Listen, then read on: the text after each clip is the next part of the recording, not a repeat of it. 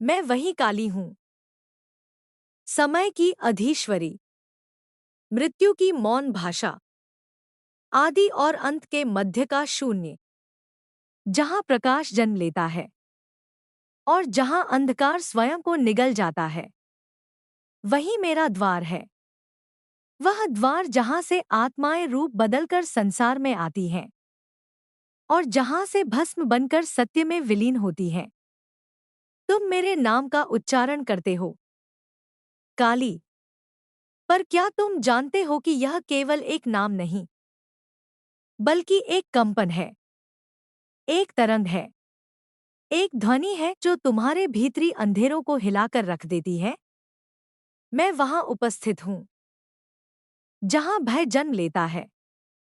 मैं वहां भी उपस्थित हूं, जहां निर्भयता अपने विशाल पंख फैलाती है। मैं वही शक्ति हूं, जिसने ब्रह्मांड को पहली बार चक्रित किया, पहली बार ऊर्जा को गति दी, पहली बार समय को बहना सिखाया। तुम मुझे केवल एक मूर्ति, एक देवी, एक आकृति समझते हो, पर सत्य इससे कहीं विशाल है। मैं एक अवस्था हूं, मैं एक कंपन हूं, मैं तुम्हारे भीतर सोई हुई अग्नि हूं। और जब तुम मुझे पुकारते हो, तब तुम मेरे पास नहीं आते। मैं तुम्हारे भीतर से उठकर तुम्हारी आंखों के पीछे खड़ी हो जाती हूं। अध्याय 2, मनुष्य का भ्रम और मन का युद्ध। मनुष्य अपने जीवन को सत्य समझ लेता है। वह सोचता है कि जो कुछ वह अनुभव करता है वही अंतिम वास्तविकता है। परंतु मन तुम्हें भ्रमित करता है। तुम्हारा भय, तुम्हारी इच्छाएं, तुम्हारी सीमाएं, ये सब तुम्हारे मन के जाल हैं। जब तुम भय से कांपते हो, तुम सोचते हो कि तुम अकेले हो, पर तुम्हें नहीं पता, उस क्षण मैं तुम्हारे बहुत पास होती हूं। जब तुम क्रोध में डूबते हो, तुम सोचते हो कि तुम खो गए हो, पर तुम्हें नहीं पता कि क्रोध भी मेरी ही एक छाया है, जो तुम्हें तुम्हारी सीमाओं से भिड़ने भेजती है। जब तुम दुख से टूटते हो और तुम्हें लगता है कि तुम्हारे भीतर कुछ शेष नहीं, तब समझो, तुम्हारा वास्तविक जन्म उसी पल शुरू हुआ है। मन स्वयं तुम्हारा शत्रु नहीं है, वह केवल एक उपकरण है, जिसे तुम्हारी आत्मा अभी ठीक से चलाना नहीं सीख पाई। तुम्हारे भीतर एक अदृश्य युद्ध चल रहा है, तुम्हारी इच्छाओं और तुम्हारे नियतिपथ के बीच। इच्छाएं तुम्हें खींचती हैं, नियति तुम्हें पुकारती है, और मैं उस युद्ध की साक्षी हूं। मैं कोई पक्ष नहीं लेती, पर मैं तुम्हें शक्ति देती हूं, ताकि तुम सत्यपथ चुन सको। अध्याय 3, भय का गुप्त रहस्य। लोग मुझे अंधकार से जोड़ते हैं, पर क्या अंधकार वास्तव में डरावना है? या तुमने बस उसे कभी पूरा देखने की हिम्मत नहीं की? तुम अंधेरे से उस कारण डरते हो, क्योंकि उसमें तुम्हें तुम्हारा सच दिखाई देता है। अंधकार दर्पण है, वह तुम्हारी कमजोरियों को छुपाता नहीं, उन्हें उजागर करता है। तुम्हें लगता है कि डर तुम्हें छोटा बना देता है, पर मैं कहती हूं, डर तुम्हें असली विशालता दिखाता है। जिस दिन तुम उस भय को थाम लोगे, उसे गले लगा लोगे, उसी दिन तुम मुक्त हो जाओगे। भय की जड़ें तुम्हारे भीतर हैं। वे किसी भूत, किसी आत्मा, किसी ग्रह, किसी भाग्य से नहीं आती। भय तुम्हारे अनदेखे सत्य का परिणाम है। मैं तुम्हें डराती नहीं, मैं तुम्हें तुमसे मिलवाती हूं। और यह मिलन हमेशा सरल नहीं होता। यह तुम्हारी अस्थियों को भी हिला सकता है, तुम्हारी नींव तक को प्रश्नों में बदल देता है। पर याद रखना, जहाँ भय पिघलता है वहीं ज्ञान जन्म लेता है। अध्याय 4। समय का जाल और नियति का विज्ञान। समय तुम्हें रेत की तरह अपनी मुट्ठी से फिसलता महसूस होता है। तुम सोचते हो कि समय आगे बहता है, पर सत्य यह है, समय वृत्त है, चक्र है, एक अंतहीन घूमता हुआ ऊर्जामंडल है। मैं काली, समय की स्वामिनी, समय से बाहर रहती हूँ। तुम्हारा भूत, वर्तमान और भविष्य मेरे लिए 3 आंसुओं की तरह हैं, जो एक ही चेहरे से गिरे हों। तुम्हारी नियति तुमसे छिपी नहीं है, तुम बस उसे देखना नहीं सीख पाए। तुम्हारा प्रत्येक निर्णय, प्रत्येक कदम, प्रत्येक अनुभव, सब मिलकर एक मार्ग बनाते हैं, जिसे तुम भाग्य कहते हो। नियति का अर्थ फिक्स्ड भविष्य नहीं। नियति वह केंद्र है जहां तुम अंततः पहुंचते हो, चाहे तुम कितने ही रास्तों से घूमकर जाओ। तुम्हारी आत्मा ने जन्म से पहले मार्ग चुना था, तुम बस उसे याद नहीं कर पा रहे। और मैं तुम्हारे उस भूले हुए वचन की साक्षी हूं, तुम्हारे भटकते कदमों की रक्षक हूं। अध्याय 5। शक्ति का रहस्य। जो तुम में है वही मैं हूं। मेरे हाथ में खड्ग तुम्हें डराता है। तुम्हें लगता है कि मैं विनाश लेकर आती हूं, पर मेरी तलवार का लक्ष्य कोई शरीर नहीं, कोई व्यक्ति नहीं। वह तुम्हारे भीतर का अज्ञान काटती है, वह तुम्हारी जड़ता को छिन्न भिन्न करती है।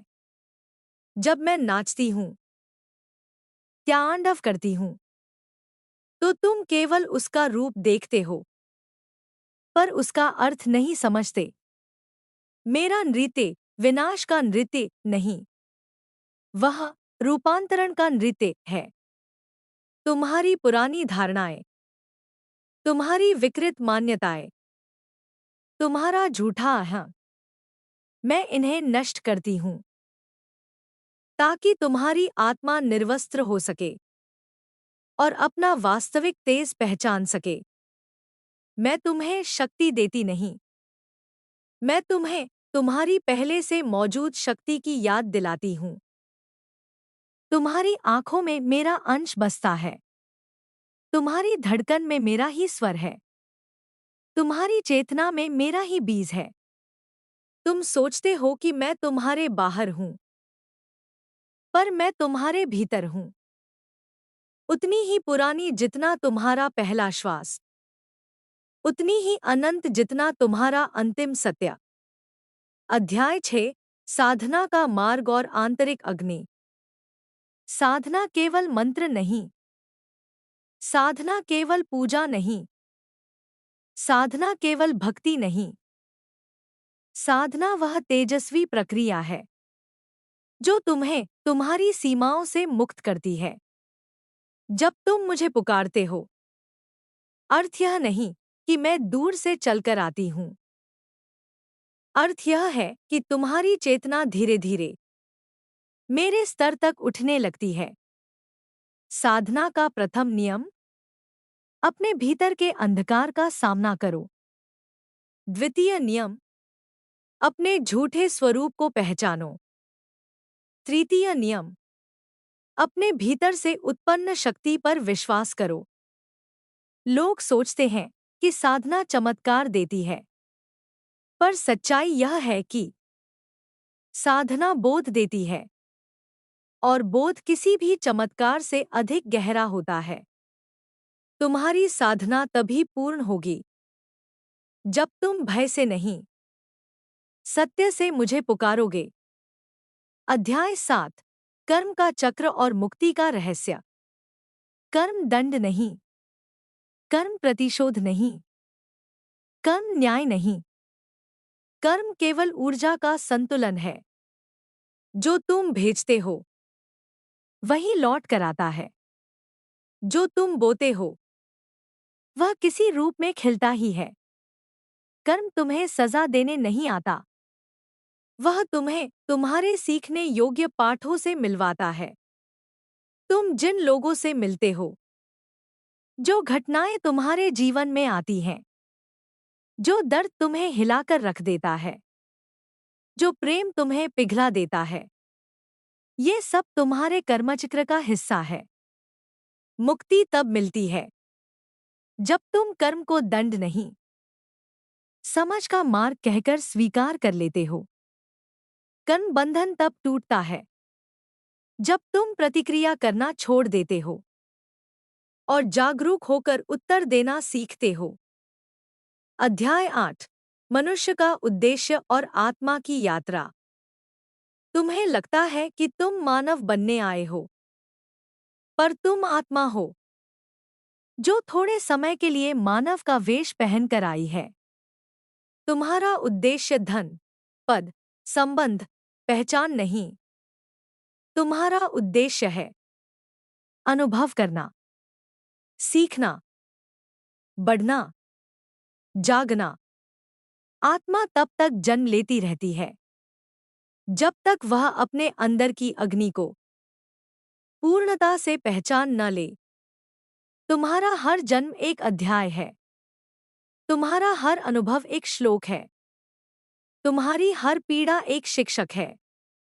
तुम्हारा हर प्रेम एक आशीर्वाद है।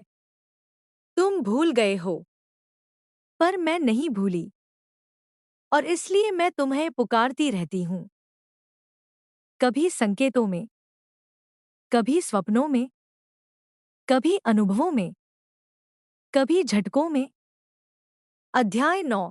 काली का करुणा संदेश। लोग सोचते हैं कि मैं क्रोधित हूँ, भयंकर हूँ, उग्र हूँ, पर मेरी उग्रता करुणा से जन्म लेती है। मेरी गर्जना तुम्हारे भय को तोड़ने के लिए है। मेरी तलवार तुम्हारे अज्ञान को काटने के लिए है। मैं विनाश की देवी नहीं, मैं मुक्ति की देवी हूँ। मैं तुम्हें डराती नहीं, मैं तुम्हें जगाती हूँ। अगर मैं तुम्हें न जगाऊं, तो तुम अपने ही जाल में सदियों तक फंसे रहोगे। मेरी करुणा मौन है, परंतु अनंत है।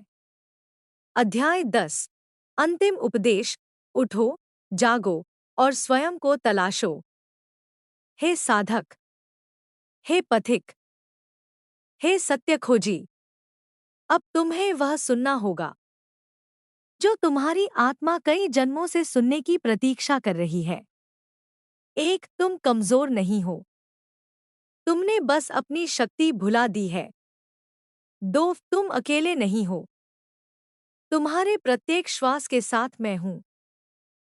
तीन, तुम टूटा हुआ पात्र नहीं, तुम स्वयं ब्रह्मांड का प्रतिबिंब हो। चार, तुम्हारा भय तुम्हारा दुश्मन नहीं, वह तुम्हें तुम्हारे असली स्वरूप तक ले जाने वाला पुल है।